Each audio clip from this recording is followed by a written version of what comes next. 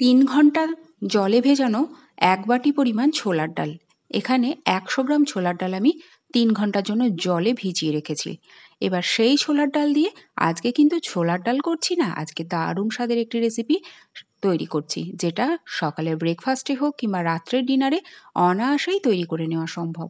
এর জন্য একটা মিক্সার জারে আদা, কাঁচা লঙ্কা, এর সাথে মৌরি, গোলমরিচ আর জিরে, অল্প জল দিয়ে ভেজানো ছোলার ডাল পেস্ট রেডি করে নিতে হবে। এই ছোলার ডালের পেস্ট দিয়ে কিন্তু বড়া তৈরি করব না। পেস্টটা রেডি হয়ে গেলে এবার এর মধ্যে একটু লাল লঙ্কার গুঁড়ো, লবণ, হলুদ আর 2 চামচ পরিমাণে সুজি, সাথে একটু স্বাদ বাড়ানোর জন্য হিং, আর হজম যাতে ভালো হয় তার জন্য হাতে একটু রগড়ে নিয়ে 1 চামচ পরিমাণে জোয়ান অ্যাড করছি। পুর ভরার ঝামেলাও নেই আর তৈরি করতে খুব বেশি খাটুনিও না।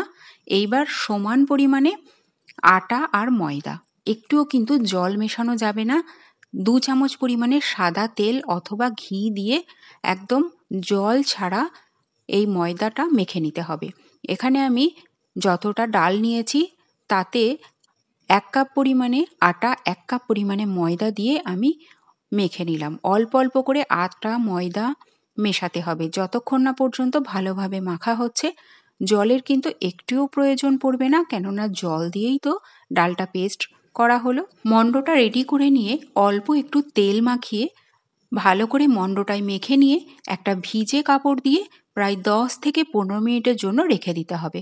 তাতে ময়দা আর সুজি সেট হয়ে যাবে, ভালোভাবে এই কচুরিটা তৈরি হবে।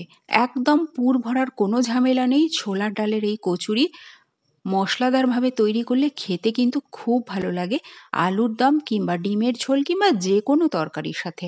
এইবার একটু তেল দিয়ে বেলে নিয়ে প্রত্যেকটা কচুরি হাই ফ্লেমে ভেজে নেবেন। একদমই লো ফ্লেমে কিন্তু ভাজবেন না, হাই ফ্লেমে দুটো দিক ভেজে নেবেন।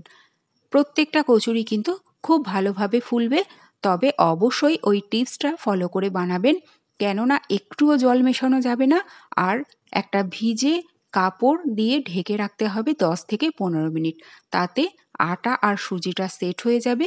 সুজি দেওয়ার কারণে এই ছোলার ডালের কচুরি ভীষণ মুচমুচে হবে আর খুব ভালোভাবে স্বাদও হবে বিভিন্ন মশলা থাকার কারণে।